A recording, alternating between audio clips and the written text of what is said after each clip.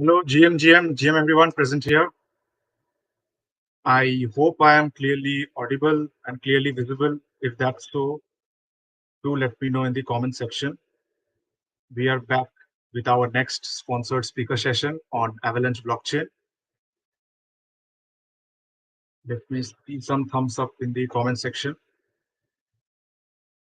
We are doing live after quite some time as we are gearing up for Hack4Bengal 3.2. Let's see. Also, we have our speaker with us, Ashutosh Tripathi, DevRel at Eva Labs. He is today's speaker. He will be introducing you to the Avalanche blockchain, and also he will guiding you through the eligibility criteria and what are the important tips and tricks that you need to keep in your mind while while you are building your projects for the hackathon, so that you can target the track price provided by Avalanche. Great, I can see a few people already started joining. Hi Aditya, hi Swarnavu. Swarnavu is already there with us. Hi Arindam.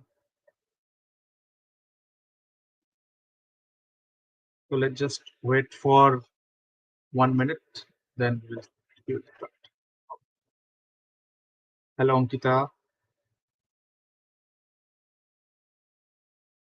Do call your friends, share the link. I have already shared the link in the Discord server. If you are not there, you can ask your friend or you can join there, discord.bg/Hack4Bengal.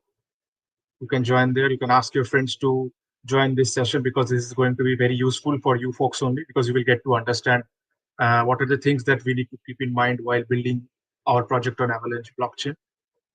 And this is a very beginner friendly session, as the topic says, start building with Avalanche. So yeah, everybody can join and learn from our speaker. Okay, it's already 8:02. So let me just share my screen. Hello, Ashutosh. Can you hear me? Yeah. Hi, Tushar. I can hear you properly. Okay. GM Ashutosh, thank you so much for coming. You are today's our speaker. Hope you have a great day ahead. Let me just share Yeah. my screen. Then I will hand over the stage to you. Okay, sure thing.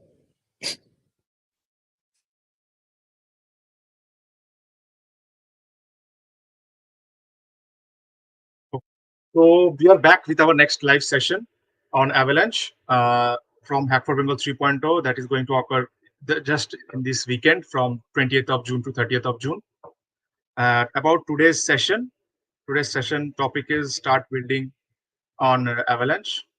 Today's our speaker is Ashutosh Tripathi. He's a DevRel at Eva Labs. Let me just give me 1 second. I think there is an issue with this slide. Yeah, it's cool. Okay, so our speaker for the today is Ashutosh Tripathi. He is a developer relations engineer at Eva Labs, and a small token of appreciation for our company Avalanche. Avalanche is the gold sponsor for Hack4Bengal 3.0. We want to thank them for supporting us, for making this initiative a great one. So next, moving on, about our today's session. Over to you, Ashutosh. You can proceed and you can share your screen and you can start the session. That's all from my side as of now. We have few questions already, already from the speaker we have collected from the participants. So we will come to it at the end of the session. For now, it's the stage is yours. Okay. Let me quickly introduce myself. So I'm Ashutosh Tripathi, and I work as a developer relations engineer at Eva Labs. And my primary role is to help developers in their journeys while they are trying to build on Avalanche. And in today's session, since you guys are pretty new to Avalanche, we'll try to learn what Avalanche blockchain is and how you can start building your own decentralized applications on Avalanche, on top of Avalanche, and all the different things that you can utilize, different toolings that we have. So kind of giving you an overall overview of how Avalanche is and what you can build in this hackathon. So let me quickly bring up my screen, share screen, don't show these tips again, and just the window. Okay, yeah, sure. You guys can see my screen, right? Okay, yeah, you guys can see the screen. I'll just quickly get this presentation up. Usually I'm not a big fan of presentations, but I think it works well if you want to just give a quick overview to someone. So this session today is going to be an intro to Avalanche, subnets, and customized virtual machines. Please don't cancel me if subnet word gets cancelled in the future. we are thinking about few renamings. But yeah, I'll explain to you why and everything. So, what is Avalanche? Avalanche is a modular VM agnostic platform which helps you launch L1 blockchains as well as deploy your own smart contracts. So, Avalanche is not just an EVM blockchain. Here, you can deploy your contracts, you can build your decentralized application on top of Avalanche, but you can also build your own blockchain networks, which are completely independent and interoperable in the overall decentralized Avalanche ecosystem. So what we aim to become is a network of fast L1 blockchains, and each application, each high performance application, they will be built on top of one layer one blockchain, and all of them will be interconnected by default. They should be able to share data. They should be able to share assets, liquidity, etc. among themselves. This is the goal of Avalanche. And what Avalanche really is not. If you guys are familiar with blockchains, you may have heard about even blockchains like Ethereum, Polygon, etc., or maybe Solana. But at first glance, even for me, I also thought that maybe it's a side chain to Ethereum. It's not. No, it's not a side chain to Ethereum. Avalanche does not settle on Ethereum. It's a completely independent blockchain network of its own. It's also not a layer two blockchain, and it's not just another even compatible chain.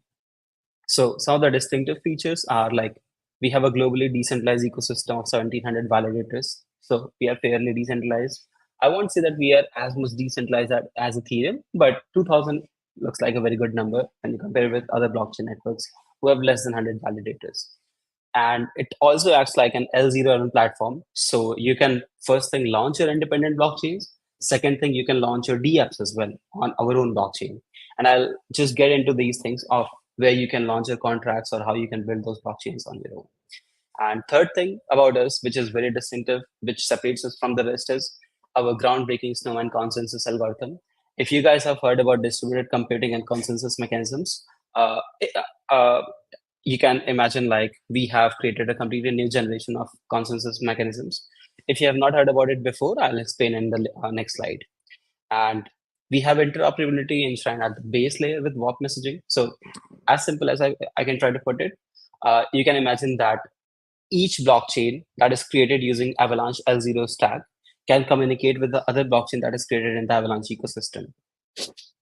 And then we have the groundbreaking VM development SDK that can achieve 143K plus TPS, which is tested with over like 50 validators. And I'll also get into these things, but I also try to point out what are the most important things that you need to learn and the topics that you need to dive deeper into and how you can like quick start your journey in Avalanche. So just bear with me for the theoretical part. So what is a Snowman consensus?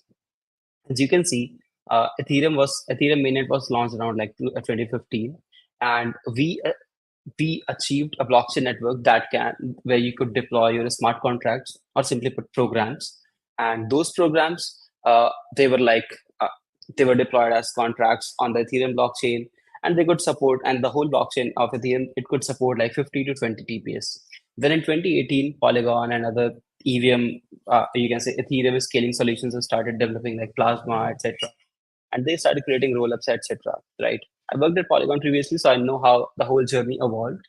And at the same time, in 2018, also Avalanche started building. We understood that there is an inherent problem with the consensus mechanisms of all the blockchain networks. The Ethereum cannot process a high TPS because the hardware requirements are very huge for running a Ethereum node, right? If you want to run a validator, you need to have 32 Ethereum plus also like a beefy machine. And this is a problem, first thing. Second thing, messaging like coordinating with all the different node participants and then getting on one solution that will get this transaction is valid invalid is equally a difficult problem to solve. So we realized that okay, Bitcoin did a good job in that, but it is a bit slow and it is energy intensive with proof of work. So we understood that okay, we need to evolve with some new consensus mechanism. So I'll quickly go over the whole history of consensus mechanisms. So first one was classical, which was also used by Facebook's Libra BFT and Cosmos. So classical consensus mechanism is simply put, you have let's say 100 people in a room. So as soon as I get a transaction which is sent to my validator node, I will communicate it to other 99 people in the room, and that will be one message sent to them. After the message is sent that, okay, I received this transaction, they will also compute it on their end, as well as I will do my computing. And then I will receive the messages from them that, okay, we have we have calculated that this transaction, the whole state transition is valid here. So overall, it's O of n square complexity of the whole messaging thing, right? So you are essentially sending 100 square amount of messages for validating each transaction. This is something that can break down your system when you are trying to validate a blockchain network with, let's say, more than 200 or 300 validated nodes. This is the reason why all the Cosmos blockchains today, they have like almost 100, 150 validators, or even 50 validators. So most of them have less than 100 validators because this is the ideal conditions for them, and it is not a very decentralized system. Then came the Nakamoto consensus mechanism, which was used by Bitcoin. And Nakamoto is energy intensive, as we all know that Bitcoin works on proof of work, and it takes very long time to settle transactions. When I say long time to settle transactions, what I mean is actual time to finality. So whenever you send Bitcoin to someone, it might get registered on a live client, but it might not be completely entered into the blockchain, at least for the next 60 minutes. Similar to that, you have Ethereum, where if I send a transaction to someone on, let's say, on Ethereum blockchain, you might see that, okay, in next 1 minute, the transaction gets processed and you receive Ethereum and everything. But that is just, you can say, light finality. The actual finality happens after 92, or I think 120 or 92 blocks have been processed in Ethereum. And that happens in almost 12 to 15 minutes. So if there is something that goes wrong in that period of time, that transaction that we did in all the previous blocks, they might be reverted. So the actual time to finality for Bitcoin is 60 minutes, and for Ethereum, it's like 12 to 15 minutes. And all the rollups that are built on top of Ethereum, like Polygon, zk, or Base, or Optimism, or Arbitrum, they can just you can just add 1 or 2 seconds extra for their finality on top of that. So we understood that consensus is a big problem for all the distributed systems that have been built so far, which is why we built the Snowman consensus mechanism. So it is used by Avalanche, primarily the Avalanche blockchain, but also by all the blockchains that are launched using our tech stack. And it has the fastest time to finality. We can settle transactions in less than 2 seconds, and it can scale to 1 million nodes. I will quickly go over how we can do that, or how we do it actually even today. So uh, in simpler terms, Avalanche Snowman consensus works on the principle of, you can say, wisdom of crowd. So if there is a room full of, let's say, 100 people, I will set a base metric, a threshold metric of for computing decisions, let's say 5, k is equal to 5. So I will ask all of the 5 group of people to communicate to their neighbor. Like, let's say I will communicate to 4 people or 5 people just beside me who are standing. And this is like the standard wisdom of crowd mechanism. And I will ask one question, that which is the color that you guys like the most, blue or yellow, let's say. Just two colors, you have the options. So all the crowd there, they will choose out of only blue or red, blue or yellow. And then on the basis of that, I will change my opinion that, okay, 5 people like, let's say 5 out of 5, 4 people like blue, and only person likes yellow. So maybe blue is the most crowd here. Similar to that, Avalanche Snowman also works, and it works on the basis of repeated subsampling.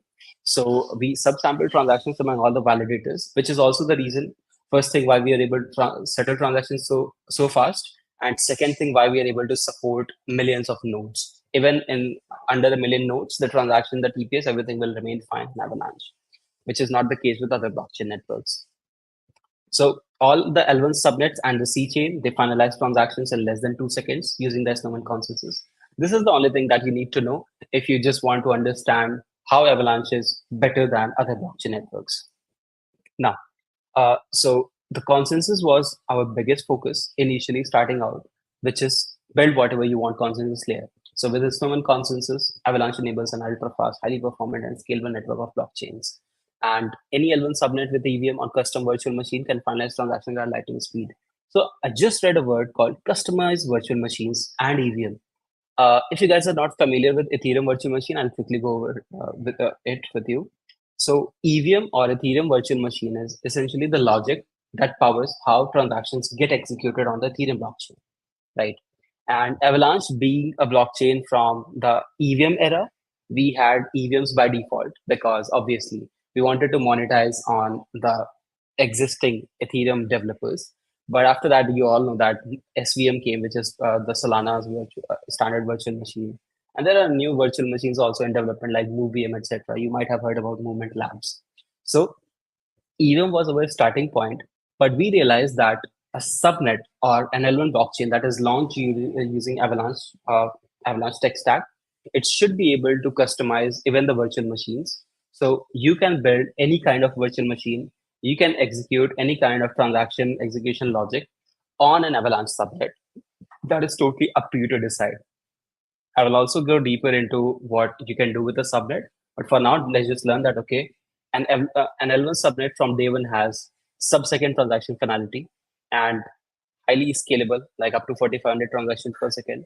Choice of your own virtual machine. I mean, we give the standard choice of EVM, but if you want to build something on your own, you are free to do it. And we have a SDK for that. I will just get into that later. And you can choose the tokenomics. So you choose the gas token, you choose how much amount you want to mint. You choose that if you want to keep the supply limited or if you want to be able to mint it later on as well. So these are the kind of things that you have totally in your control. And it is validated by a subset of Avalanche validators, which is why we made the nomenclature subnet. But this gives people a wrong impression that an Avalanche L1 chain is going, and then a subnet is going to settle on top of Avalanche, which is not the case. It's not a side chain; it's completely your own independent L1. So we are going to like rename a few things and make that you can say misconception a bit more clear in the future. So this was our first innovation, that is the Snowman consensus mechanism. Second thing that we realized very quickly was that the future of blockchain networks cannot be monolithic. It is going to be a network of blockchains, very similar to how we have a network of databases today. Like Facebook has its own database, Google has its own database. All high performance applications, they have their own databases. Very similar to that, why would you like to have your own, like, why would you like to have your, you can say, ledger mixed with some other third party application or some other applications that is also existing on the same blockchain network? You will not. We realized this thing very early, which is why we even started our primary network, which is a special subnet with 3 chains. So Avalanche only created the Avalanche primary network and the tech stack. The tech stack helps you launch L1 blockchains on top of it. But we also launched our own subnet with 3 blockchains, X, P, and C chain. X chain is essentially a native chain that is meant for creating and trading of assets. Trust me, you're not going to use X chain much. Second thing is the P chain. P chain is used for validator and subnet level operations. You are not going to be interacting with P chain that much, but just remember that whenever you're trying to create a subnet, you're going to be interacting with the P chain. I mean, you're not going to be directly interacting with the P chain, but there are operations that happen behind the scenes. So it might be just worth knowing that, okay, there is a platform chain as well whenever you try to create subnets, etc. And then you have the C chain, which is the EVM compatible blockchain that supports deployment and execution of arbitrary smart contracts written in Solidity or any EVM compatible language. So any smart contract that you have today that can be deployed on C chain. The next slide is about the C chain or the contract chain. So C chain is essentially a fork of Ethereum virtual machine that enables the creation and execution of Solidity smart contracts. It is compatible with full suite of Ethereum developer tools like Remix, Hardhat, MetaMask, etc. Whatever you want to use. And whatever what is special then here? Because you might think if I can deploy a Solidity contract here as well as on Polygon, why should I deploy it on Avalanche? So the special things are C-chain gives you a much higher throughput. It can support much higher throughput as compared to any other EVM blockchain currently in existence. Currently, I know that there have been a lot of other developments and we have been seeing them as well, but that was never our focus. But still, it still provides higher throughput than any other EVM blockchain today on mainnet. And then you have lower fees, not the lowest, but still lower fees than Ethereum. And then it takes the least time to finalize transactions. If you're building a financial application, and whenever I say financial, I mean things like DeFi, or if you want to build something related to lending, borrowing, etc. It's it's very crucial that you take time to finality in account. Let's say that I build a payments application and people start using it very widely, and I deploy it on Ethereum blockchain. And imagine that I get out of my cab and I pay the cab driver $100, and after 100 USDC, and then I just go back to my hotel, and the driver also goes to, let's say, pick up a new person. And after 12 minutes, there is some block reversal happening on Ethereum, there was some invalid transactions that got into Ethereum, which is now forcing the whole chain to revert all the transactions that happened in the past 12 minutes, which is the time to finality for a transaction. Then I'm going to get my 100 USDC back into my wallet, and the person, the cab driver, he's not going to have that money that he earned by working. So in DeFi, it makes it is very crucial that you build it on top of a blockchain that can support uh, very quick time to finality, because you don't want things to be slow there. So till now, we saw how Avalanche is powered by the groundbreaking Snowman consensus mechanism and how it settles transaction to 2 seconds.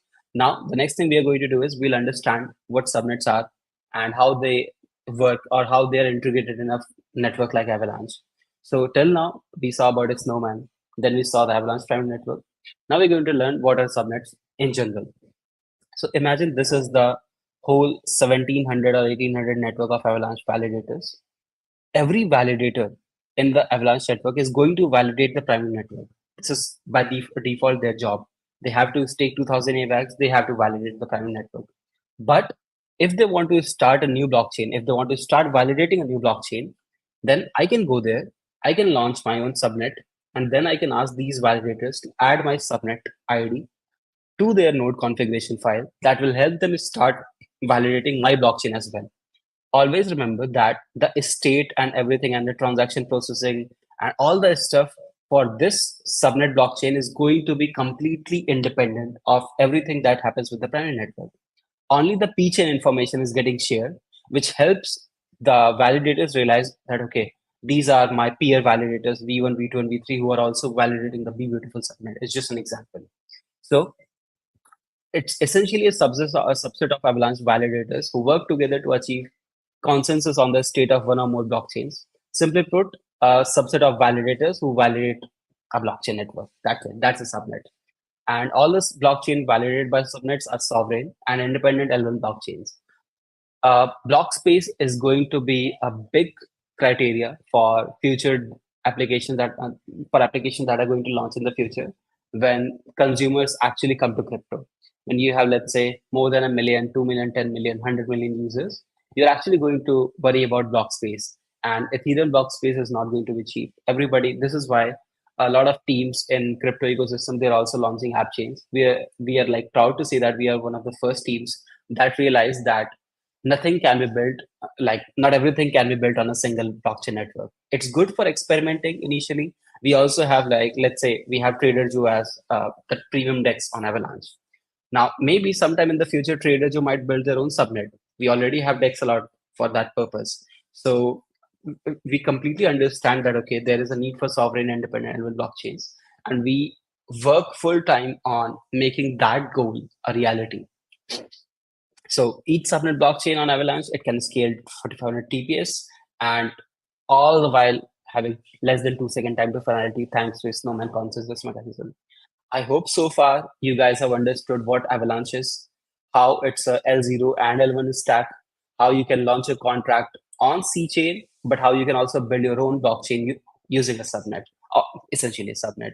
So far, I hope these things are clear. But if in case you have any doubts, just feel free to like send a message in the chat, and I will answer the questions later on. So till now we understood what is a subnet. When do you need a subnet? For example, you are building a very high performance decentralized application like Uniswap. So you are uh, definitely Uniswap is one of the most highest revenue profit making DApps on Ethereum, but they can solve the problem of gas fees just by deploying their own L1 blockchains. It is as simple as that. DYDX did it using Cosmos L1. So there is nothing stopping Uniswap from doing it. They do it just because there is a lot of liquidity on Ethereum, and building their own L1s separates them from liquidity in other ecosystems, for which we are also trying to solve that problem, and we have solved that to a very decent level. I will explain that in the next slide about teleporter and warp messaging, etc. So if you're building a high performance application, you need to build your own subnet or simply your own L1 blockchain. You need to do it on your L1 blockchain. Imagine like you're going to be creating, let's say, Snapchat, and do you want to share the whole data of people by deploying it on Ethereum, or you want to like keep everything private, customize everything your needs on your own blockchain. You have to decide. You have to make the call there. And second thing, when you want to customize the execution layer, so maybe EVM does not suit you, so you're looking for something that is more customized, you can do it. And third thing, like when you want to control the tokenomics, for example, governments in a lot of regions in the world, they do not want the tokens, the gas tokens that are used in blockchains to be monetarily, I mean, in nature, right? So no, the government, they do not want that. Okay, let's say I'm government of India and I want to deploy the Aadhaar IDs of all the people on my own L1 blockchain. But for that, people will have to acquire the gas tokens, and I will have to mint those gas tokens for them. And then they can use those gas tokens to send transactions, or let's say upload their Aadhaar details, or maybe update it whenever they want to, maybe access it by banks, etc. So that will drive some sort of monetary value to my token, which I completely don't want to do. So this whole thesis of building your own ML blockchain helps them out because you can essentially mint as many tokens as you want, as many tokens as you want, without paying even a single penny. And this helps you limit the fixed cost and also the variable cost. There are absolutely no variable costs when you build your own ML blockchain. You can completely control the expenses. Like in under $10,000 per month, you can create a very world-class blockchain that can support over 100 transactions per second.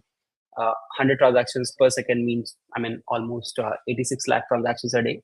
So 8.6 million transactions per day, more than enough to support a simple application.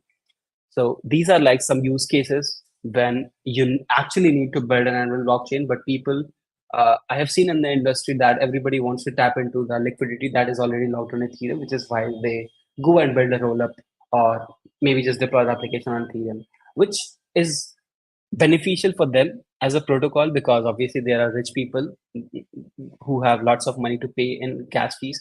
Like right now, the gas fees is like $10-15 on Ethereum, but there are if you actually want to tap into the masses, then you need to make sure that they should get the complete gasless experience, similar to how they get it in traditional crypto and traditional web 2 industry. Like if I send a post on Facebook, I do not need to pay money for that, right? I'm the money, obviously my time is money. I understand that point of like that point of view, but yeah. So if you want to build a web 2.0 experience for users, then L1 is the way to go for you. And subnets also give you independence and customizability. So the transactions on subnet A, the traffic on subnet A is not going to impact the transaction finality and the speeds on subnet B, and similar for traffic for subnet C, which is not the case if you deploy your application on, let's say, a monolithic blockchain. For example, if I also deploy my application on Ethereum and people start to use it, then in time of spikes, they are going to face the same gas fees, like $50 for a single transaction, which you don't want your users to face. So having independence, first thing, very important for your users. Second thing is the customizability. So you can have a completely different architecture like modularity, different data availability layer, whatever you want to implement, you can have it in your subnet. Now, it's a quick comparison between Ethereum and Avalanche. So there are usually three layers to blockchains. First is the smart contract layer that users and developers face. Then there's the execution layer that blockchain has. And then there is the consensus layer that is even below the execution layer. So in Ethereum, the smart contract layer is Solidity. Only you can write smart contract in Solidity and Viper. And the execution layer is Ethereum virtual machine. Uh, it it governs how transactions get executed on Ethereum. And then there is the consensus layer, which is Gasper. In Avalanche, because we have a subnet approach, you can create any kind of virtual machine for your execution layer. So you can have EVM, you can have Solana's SVM, you can have MoveVM, you can have any kind of new virtual machines as well. And then the smart contracts can be written in all the languages that those virtual machines support. So for EVM, you can write them in Solidity or Viper. For SVM, you can write them in Rust. For MoveVM, you can write in Move. And then there is Wasm VM as well, where you can write your smart contracts in any language and that can convert for it. And at the base layer, all these chains, they're powered by Snowman consensus. So subnets are cool. So is it tough to deploy an Avalanche subnet? Not at all. Uh, There are two ways to launch a subnet. First one is using Ava Cloud. I'll go into the first one. I'll just try to hide the CLI one. I tried to actually hide it with one hand, but I realized that, okay, you're not seeing my screen from my POV, so sorry for that. So there are two ways to launch a subnet. First is using Ava Cloud. So you can just go on avacloud.io. That is the website link. I'll also drop it in the chat. And just go to avacloud.io. Make sure that you have a Gmail account and make sure that you have installed the core extension, core wallet extension. Just install it, create a quick wallet. You don't need to have safety and all. Just quickly like have all this stuff signed up, and then you can create your own subnet on Eva Cloud in under 1 minute. It will be running on the DevNet, so it's not on testnet, it's not on Fuji testnet, or it's not on Avalanche mainnet, but it's just running on a DevNet. But you can still experiment with your L1 blockchain there. That is the first way to do it. Second one, it will take like 2 or 3 minutes. All you have to do is install the Avalanche CLI and get like create a subnet configuration using Avalanche subnet create your subnet name and then just deploy it. Simple as that. That's all it takes to deploy a subnet using CLI. But there is a better tooling. I'm going to actually drop the link for that at the end of the session. So just wait for that for few 10, probably 5 or 10 minutes more. So at this point, I believe that you have good understanding of what Avalanche consensus is, what primary network is, what subnets are, and why there is the need for subnets. Now, you might have this question that, okay, if I create an L1 blockchain, first thing, how am I going to communicate with other blockchains? I have been reading so much about bridge hacks, etc. Whenever two blockchains try to communicate with each other, the bridges get hacked. There have been so many hacks in crypto industry, etc. All that stuff. So to solve this issue of communication between these L1 blockchains that we create, we have introduced WAP messaging. Simply put, Avalanche WAP messaging or AWM, a popular gun in PUBG as well. Sorry for that. So AWM is essentially the native communication protocol that enables fast, reliable, and communication between all the Avalanche subnets. So including the primary network and C-chain, etc. All the blockchains that are created using Avalanche tech stack that use Avalanche's Snowman consensus, they can communicate using WAP messaging. Now, it simplifies the process of transferring assets or data by giving a built-in mechanism for cross-chain communication. But it was actually implemented on the VM layer. So we are not able to, for example, if I tell you today that, okay, I have created a L1 subnet on Avalanche and I now want to bridge assets from C chain, it was a bit tough for developers to do it. So what we did was we created a teleporter based wrapper. So a teleporter wrapper that is built around AWM, which powers the communications between all the EVM enabled subnets and the C chain. So using teleporter contracts, teleporter is a set of contracts, and using them, you can establish communication between any EVM subnet, any L1 in Avalanche ecosystem and the C chain. So the communication can be between L1 to L1, or it can be between L1 to C chain also. That is all about the WAP messaging. And teleporter is like our main focus, which is going to be for this hackathon. We want people to we want to see people build on using teleporter, using build on subnets, etc. We don't expect Hyper SDK much because it's a bit more complicated than it looks. But if somebody builds a Hyper SDK project, very cool. Simple as that. So Hyper SDK is essentially a customized virtual machine building tool. It helps you build your own virtual machine where you do not have to paint out all the, you can say, boring stuff which entails while building a virtual machine. You don't have to get into all those low level stuff. You can just get down to the logic part that, okay, I know how the transaction should be executed, what are the different things that should be taken care of, how accounts and the transactions are made and executed. So these are the things, this is the logic, and this is my logic written in Golang and Rust. So this is how it's going to look like. This is what Hyper SDK is all about. And if somebody wants to learn more about Hyper SDK, please feel free to DM me. It's better if you communicate if you want to build something on Hyper SDK. Otherwise, the best suggestions that I would give you if you want to build an Avalanche for this hackathon would be to build something around teleporter, or at least integrate subnets. For example, there is a team who recently built a project where they're building a dating application, and they deployed it not on the Fuji C chain, but they deployed on their own subnet. So these kind of stuff, they can get you more brownie points, because we definitely enjoy people when people actually understand that, okay, why there is the need for independent blockchains, and when they actually leverage it for their projects. And feel free to like scan these codes for Discord, for Telegram, and for Avalanche Academy. Academy is our learning platform for all the developers in our ecosystem. So if you want to, let's say, if you couldn't get hold of all the things that we just talked about, or even let's say something, for example, the EVM or HyperSDK, you can go and explore the courses. So the first course, Avalanche Fundamentals, is about like talking about the basics like consensus mechanism, etc. The second course, Subnet Architecture, it's about how subnets and the multi-chain architecture are built in Avalanche. And it also lets you, like, it also guides you know how to create your own subnet using CLI as well as like other tools. Then the third course is about customizing the EVM. So you can customize the virtual machine. That is also a very cool idea if you want to build a hackathon project. And you can like enable a lot of stuff, build new precompiles, maybe build an Oracle precompile. Is like these are just ideas we would love to see you build, but it totally depends on you, and you need to be the one who takes the decision. For customizing EVM, you should be decently good with Solidity and Golang at least. Decently good, like it's a requirement. And then you have the teleporter course, cross-chain communication. So you can build applications that can actually communicate with the C chain and different subnets, dispatch, etc. that we have already deployed, or you can also build something on the local network and then make them communicate with each other. We have some examples in this repository that I'm going to quickly show you guys. So this is the link that I'm going to drop here. Join the chat.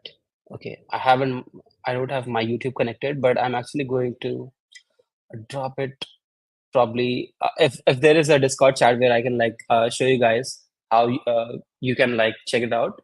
I will probably.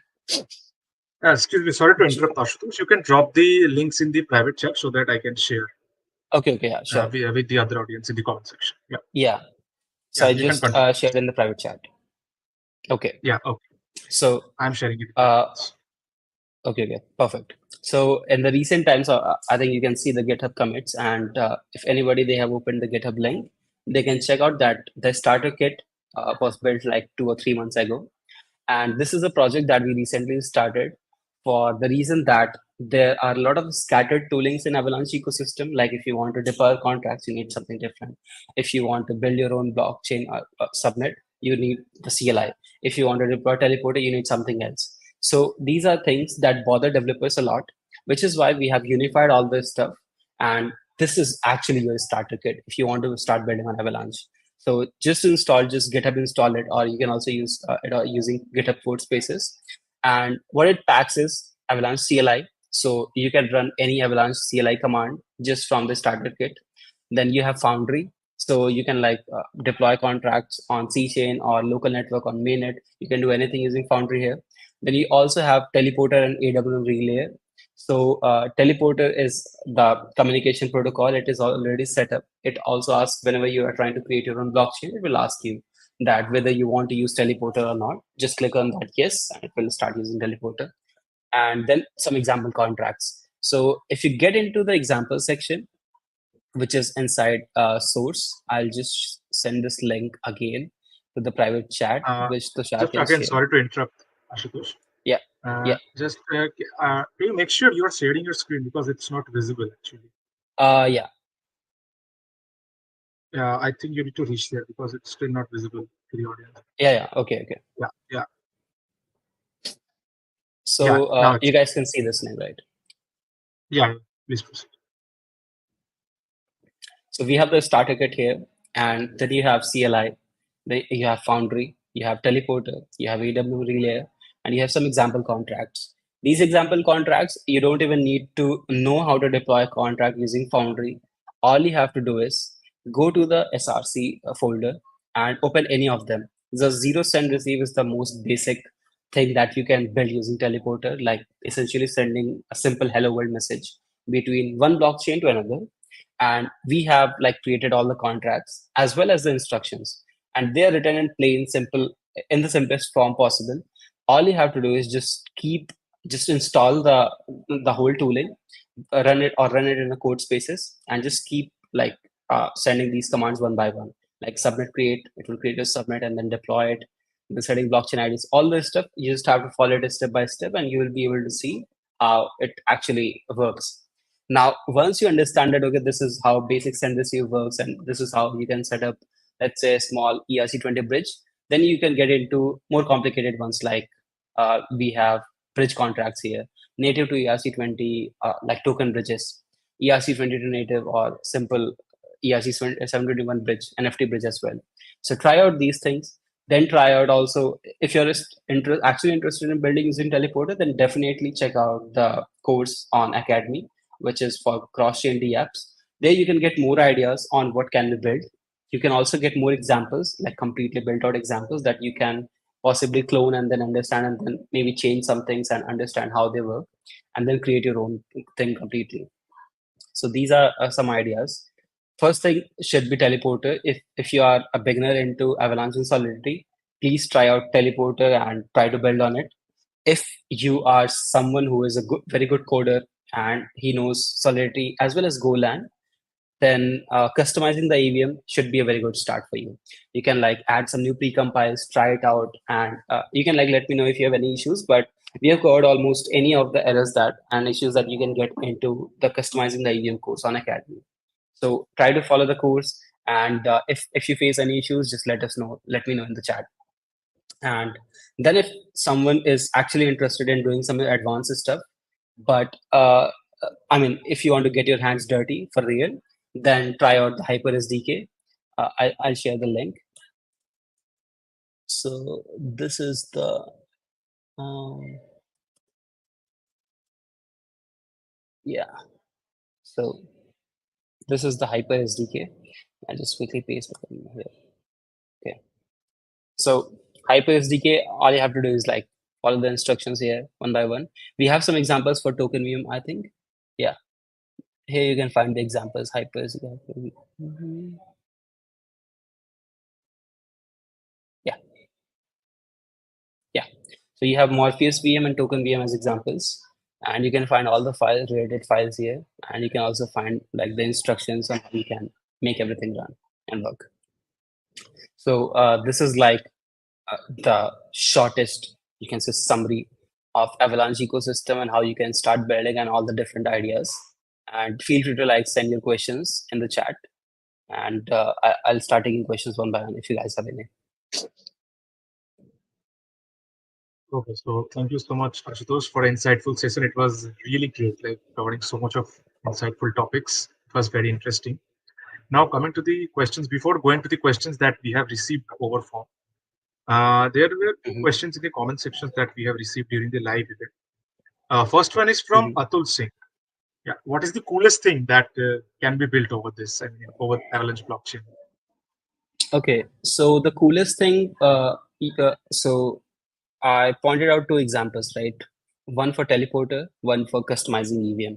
So for customizing EVM, if you can build an Oracle precompile like Chain did for their own blockchain, that will be the coolest stuff that can be built. I mean, we can definitely sponsor it as a full-time project if you guys are dedicated to build it. That's first thing. But otherwise, like you can also enable some ZK stuff and build some more precompiles, and that is a good start. Then second, for teleporter, you can start utilizing chainlink functions or chainlink toolings that are deployed on Avalanche C chain, and then communicate them in the form of data to your newly built blockchain network. Because chainlink functions and all this, so chainlink VRF, etc., they are not deployed on subnets from day one. So what you can do is you can use Teleporter to generate the results on C chain blockchain and then bring it over to your subnet. That can also be a very cool thing to build. Okay, great. So moving on, there was another question from Intellectuals.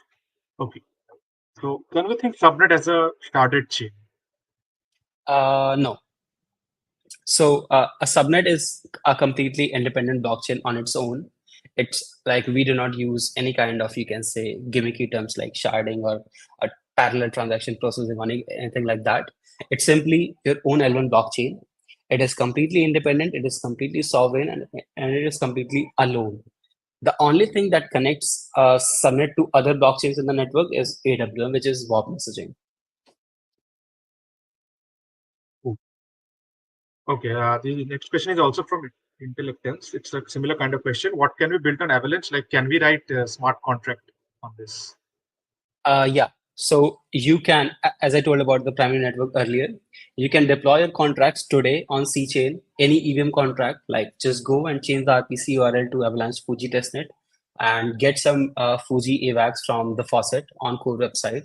You will get like one or two AVAX. If you don't get, just communicate to Tushar or their team, or like just communicate to me and I can like send it over to you.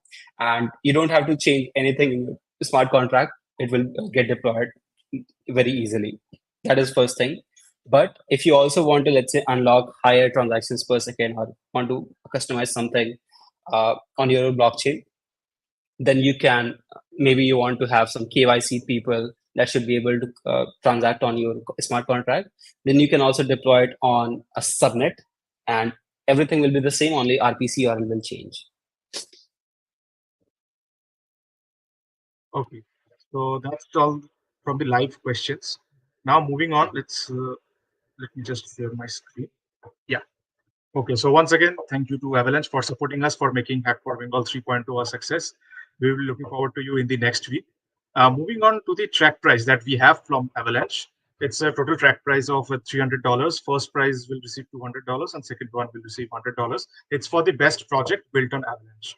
So if you need any details, eligibility criteria, or any other thing what you need to keep in mind during building, or any kind of help regarding the Avalanche, I will just share the link with you. That is the hacker guide. It's already shared with each and every participant who is coming to the hackathon. But then also I will just drop the link of hackers guide. Just near me.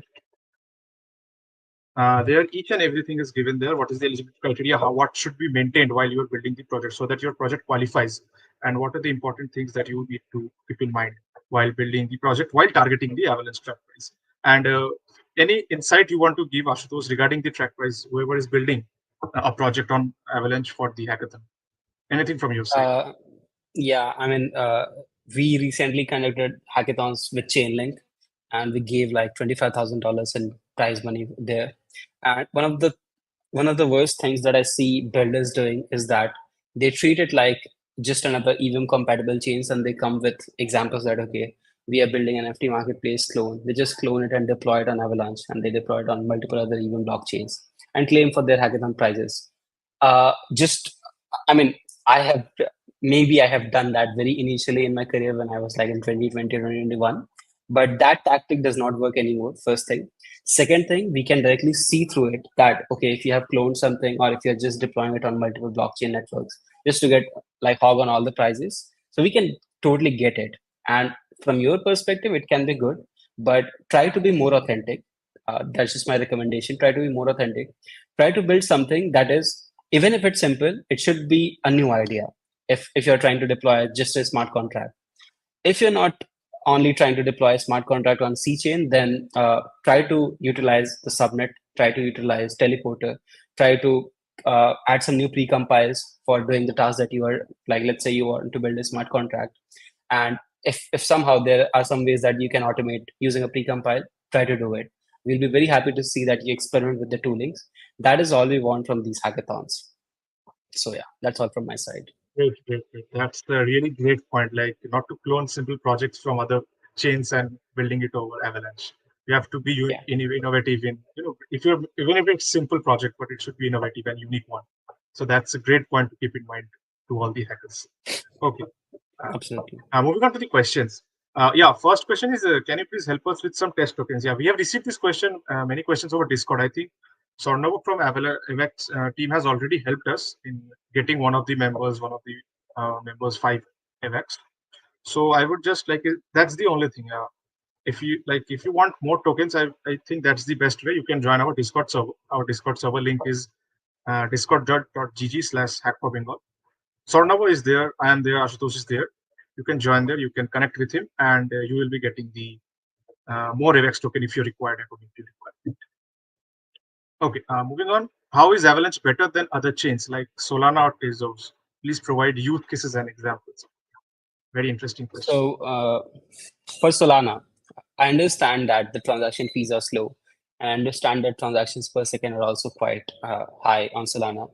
And this is also like, even if you consider their non-voting transactions, they are sufficiently like very good at all this stuff. And Solana also has a lot of crypto consumer based applications.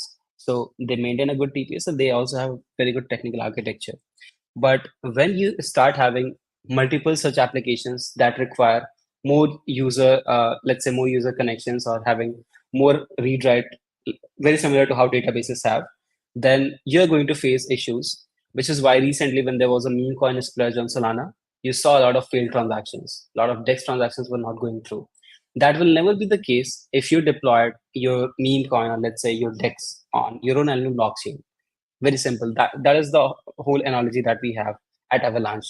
So we are building for a future where every high performance application, they will want to have their own blockchain networks, and they will want to have interconnectivity with other blockchains in the ecosystem for liquidity or for data purpose. So that is our competition. And I'm not very well versed in Tezos myself, but I haven't heard about it in the last 3 years, so not much idea anymore. And use cases, I mean, uh, as you can see, we have a DEX that is launched on a subnet DEX a lot. So even during all the when the C chain gas prices spiked during all those meme coin mints and all the different stuff, what was that Bitcoin inscriptions meant that was happening on Avalanche C chain. So the gas prices spiked a lot. I mean, it was like $2 or $3 at that time for per transaction. It was very high, and even in that times, the transaction fees on Dexalot was like the standard one. So this is like a major benefit on why you should build your own blockchain. That's a great insight. Now, moving on, basic question for all the beginners starting out at blockchain. Like, as they have no experience, what would be the best learning path in this domain? The best learning path in this domain. So I started my journey directly by building a hackathon project. Very simple. So this is, I mean, if you are here, if you are asking this question, if you are present in this chat, then the best thing that you are doing right now is this, that you are following this, you are watching the video, you are doing all this stuff, and you're planning to build something in this hackathon. So go ahead, build that stuff, even if it sounds stupid or shitty, or the idea might not sound good, or maybe you're just cloning something. If you're doing it for the first time, you can even like everything is allowed for you. So just try to do it, try to make it work, and see how it works. First, try to make it work, because that is very, I mean, a lot of people, they even fail to understand how to make something work in crypto. They can follow all the guide from 1 to 10, but they cannot make the thing work. So first try to make the thing work. Let's say you pick up a decentralized exchange smart contract, just pick it up, or maybe a ERC20 contract, pick it up and just clone it, and then try to deploy it on some chain.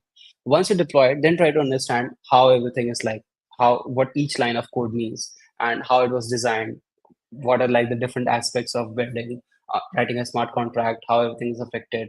So then you will start learning like all this stuff. And each time, because crypto is an industry which is quite, you can say, very cryptic in nature. So at each moment, whenever you hit a word that is not known to you, just go and Google about it. You will find a lot of stuff. It's not 2018 anymore or 2020 anymore. You will find plethora of articles explaining that stuff and YouTube videos as well. Try to understand it from there. Like, just fast forward the video, understand in 5 minutes, and then move on to the next thing. So that is like the best path. This is what I followed, and this is what you can do too. Yeah, it's very good. Like each and every, there are different kinds of hacker coming to the hackathon now. Everybody is not, of course, targeting the track price. So Yeah. which are the people? Those are beginners. Like they should start with something simple. Maybe cloning also works, but they must try to learn by have a good learning experience in this blockchain. Okay. Moving on to next question: how to leverage the power of blockchain in other sectors rather than DeFi and NFTs? So we have been seeing a lot of government projects related to identity, and uh, few governments are also using like land registration, etc. Like Estonia. Estonia is a country that is completely like 90% on chain. There is also a country in Africa, island country, Cape Verde. We recently did something with Cape Verde, so all of their stuff they are going to make it on chain on Avalanche. So these are few examples of how governments are utilizing it in public goods, And for identity, like let's say somebody starts a private blockchain network, a private subnet on Avalanche, and they start uploading all the Aadhaar data. It can be government, and the government can then also, you can say, probably invite some other participants in the ecosystem who will act in good faith that okay, we'll keep the data secure and everything, and we'll become the validator for this network. So that like there is decentralized network effect. There are multiple people who are securing your data, and at all the times you are sure that okay, there is not just one party who has access. For example, we recently had some concerns that our Aadhaar data might be leaked, right? So these are some kind of security vectors that can be easily avoided if you make things decentralized. Got it. Okay. So moving on, how to incorporate Web3 in normal web dev projects? So I think the simplest answer, which is a bit not as simple, I mean, it's a bit complicated than it sounds, is that treat blockchain like a database. Now, it is not exactly a database, it is a immutable database where you can only add things at the end, like you can only append things, right? It's a ledger, a straight vector ledger. So you can only end things at the end and you can only update the states, right? So you can think of it like that. You can start uploading, let's say, some content, maybe uh, important. For example, the way I see games doing it. So, for example, if you start playing some crypto on-chain games that are built, let's say Shrapnel, etc. If you start playing them, what you will see is that your gameplay data and everything that is recorded off-chain, right, on traditional servers. But the data that needs to be secured for much longer period, like for example your player level, your records, your match stats, etc., your currency earnings, or maybe all the battle points that you accumulated, or the skins that you create that you got using, let's say, some gun that you got in the game, they are stored in your account profile on chain. So these are the things that should not be messed with, that are very high, that needs to be kept at highest security. These are the things that you need to keep on chain. So if you're building a Web 2.0 project where you can think that okay, these are the variables that need to have very high security and that should be on chain, you can put them on chain in the form of data, and rest of the things you can keep off chain. Okay, that's very interesting to be honest. Okay, moving on. Someone is asking, I will be starting in blockchain. I have experience in Web2. And how do I get to learn Avalanche before joining the competition? Okay, so I will be sharing the links just now related to the Avalanche Academy, Avalanche Docs, and Forum. So while I'm sharing the links in the meantime, Ashutosh, would you put some light on what exactly is Avalanche Academy and Avalanche Forum? Because those are some interesting platforms that I was going through. Yeah, so academy is essentially your course, a university kind of stuff for developers. If you have absolutely no idea and if you absolutely didn't pay like any attention during the session, totally fine. It's totally fine. So you can just go to the academy website, sign up for the fundamentals course, and start doing it. It won't take you more than 2 or 3 hours max. Even if you are not familiar with a lot of words that are meant, like if you're not familiar with Ethereum or even blockchains in general, it won't take you like more than 2 or 3 hours to figure out the whole course and learn what Avalanche is. Then you can move on to the subnet architecture course. Once you do the fundamental course, subnet architecture will become much easier for you. So you can finish that in like 1 or 1.5 hours. And in total, in 3 hours, you should be very well prepared on what Avalanche is, what subnets are, how you can start building an Avalanche. Pretty simple. Okay, got it. Yeah, another platform that I was seeing is Forum. I'm sharing the link. Yeah, what's the Forum like? Yeah. There are some interesting things I can see on Yeah. the website related to the Forum. Yeah, so forum is you can say discussion forum that we maintain, but we are also I think we have some plans to shift to a much better interface where we can like also communicate directly with builders, and there will be definitely some upgrades. But for now, it's just a technical forum where you can post your questions, and our support team and even the developer team they ask answers if you have any. Okay, got it. So for that also related to that, we also have the Discord community. I have already shared the link. I will be sharing the link once again to join the Avalanche Discord server. There also you can have your interaction and you can have your discussions related to any topics. Okay, moving on to the next question. It's already been answered, I think. What should be the latest ideas? So, like, we can skip it. Yeah. Second Mhm. last question is how to deploy my contracts on Avalanche chain. So if you have a smart contract in Solidity, just go to Foundry file or whatever tooling hardhat, etc. that you are using, config file of hardhat, and just change the RPC URL to the Fuji C chain RPC URL. That's it, and acquire some testnet AVAX in your wallet and deploy it. Very simple. You don't have to make any changes to your contract. Okay. Got it. And the last question for the day is learning resources. So I have already shared the link to Avalanche Doc, to Avalanche Academy, to Avalanche Forum. So you can go there, you can interact, you can start learning, and start building, start preparing for the hackathon. So these are the set of questions, and that's all from the Avalanche session. Also, I just need to mention that whoever participant is coming, if you are having any issues regarding Avalanche or regarding the test tokens, as we are getting many questions, so if you have seen the Hackers Guide, we are having a workshop from Avalanche at the venue itself before the hackathon starts. So no need to worry if you are having any issues with tokens or any other thing. You can directly interact with the speaker there. You can have your sessions, your issues resolved there. So it's just simple. If you are coming, you will surely be, by default, you will be attending the session, the Avalanche workshop. So no need to worry. That's all from my side. That's all. Thank you so much, Ashutosh, for coming. This was all for this session. All the best for each and everyone, each and every participant. We are coming within a week and hope to see some great projects. If you haven't seen the project themes yet, you can just over to our website. Our website is hack4bengal.tech, and in your website you can see different kind of project themes and on what different ideas you can get on what to bring or what to made. This year also we are having an hardware track and a hardware and IoT track. So if you want to build something related to that, you can do that. And we do not have a specific problem statement, but if you are building for a specific track, for example for the Avalanche track, if you're targeting the prize money, make sure to go through the guide that we have provided, hackers guide at hack4bengal.tech/guide. That guide is one of the most important thing, not only for for queries related to the eligibility criteria of your track projects, but also related to any other queries. For example, for traveling to the venue, for the schedule of the venue when it's happening, for venue map, those kind of things. Of course, you can see those things are provided in the Hackers Guide. That's all for these sessions. We do not have any questions as of now. Thank you so much for joining. Thank you, Ashutosh. Thank you each and everyone for joining. That's all. Signing off, Hack for Bengal. See you all. Happy hacking. Thank you, Tushar, and thank you, sir, now for inviting. Thank you. It was nice. Bye, everyone. Happy hacking. See you soon.